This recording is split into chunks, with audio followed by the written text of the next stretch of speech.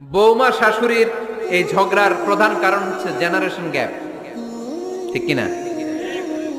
শাশুড়ি এক জেনারেশনের আর বৌমা আরেক জেনারেশনের। শাশুড়ি ভাবে একরকম, বৌমা ভাবে আরেক রকম। শাশুড়ি চায় বউর উপর খবরদারি করতে, বউ চায় শাশুড়ির উপর খবরদারি করতে। এই ডমিনেটিং এর কারণে কিলাকিলি আছে না নাই? এটা ঠিক না। আমার শাশুড়ি মায়েরা যারা আছেন, প্রথমে শাশুড়ি দিয়ে শুরু করি।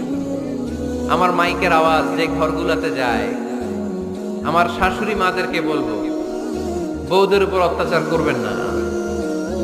ছেলেরে প্রশ্ন করে, তোর কাছে তোর বউ বড় না আমি বড়? আছে না নাই? এটা একটা প্রশ্ন হইলো। তোর বউ বড় না আমি বড়? দুইজনেই বড়। দেখ, ছেলে সুন্দর উত্তর দিছে, আমার কাছে ভালো লাগছে উত্তরটা শুনে। এক মা প্রশ্ন করছে, তোর এতদিন আমি লালন পালন করে বড় করলাম, জীবন যৌবন তোর জন্য শেষ করলাম, আজকে বউ পাইয়া বউ তোর আপন হয়ে গেল?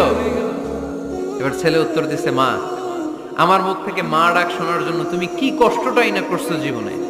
10 মাস আমারে পেটে ধারণ করলা, খাইতে পারো নাই, বমি করছো, খালি ওষুধ খাইছো, তোমার পেট কেটে আমারে বের করা হয়েছে, 2 বছর আমারে দুধ খাওয়াইছো, পেশাব পায়খানা পরিষ্কার করেছো।